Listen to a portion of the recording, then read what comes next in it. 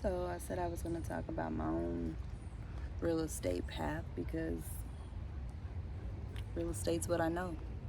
Real estate's what's saved me over and over again.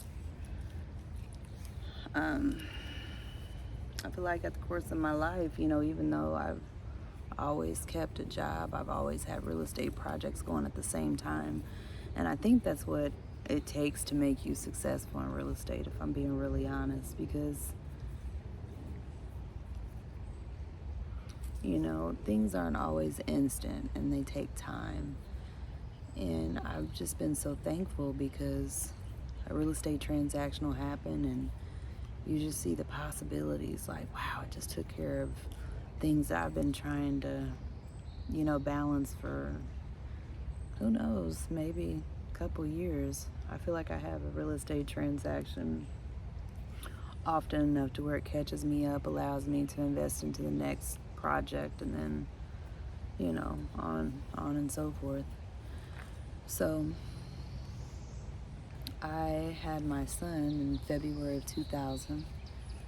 And between February of 2000 and May of 2000, so February, March, April, May, yeah, very short period of time, I would go to the library and I would max my allowance out. You know how you go to the library with a library card and they tell you, well, you can have X amount of books out at one time or whatever the case may be.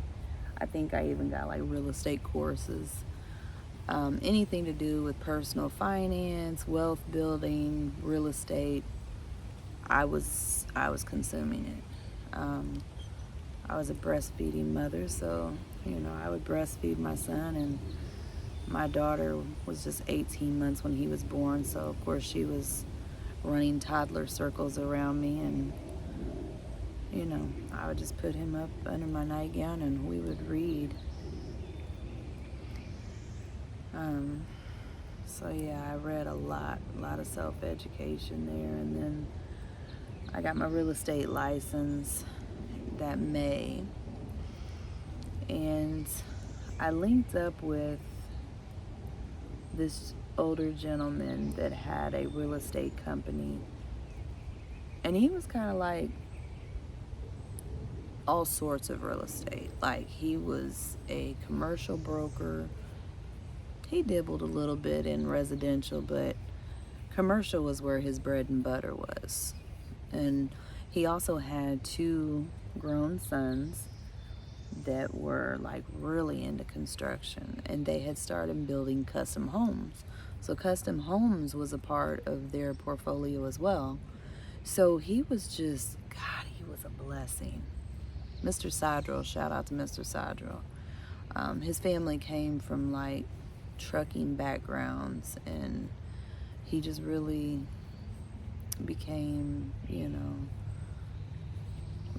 well respected in the real estate community, specifically commercial development. So I'm new. I'm, not even came up on my 20th birthday yet. And he took a chance on me.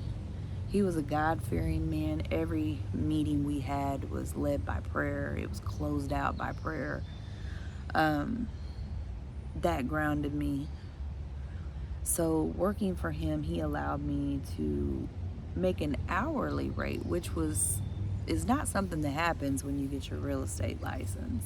Real estate, you're to assume it's, full commission. Well, he was willing to pay me an hourly rate because I was working his phones. I answered the office phones.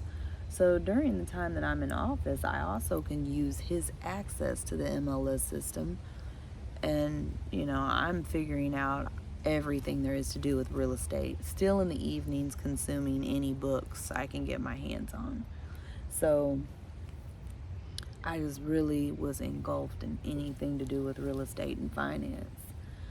And so this is how I learned the ropes on industrial real estate, commercial real estate, residential real estate, renting, the tenant transaction, because he had properties he held on to and rented out, things of that nature.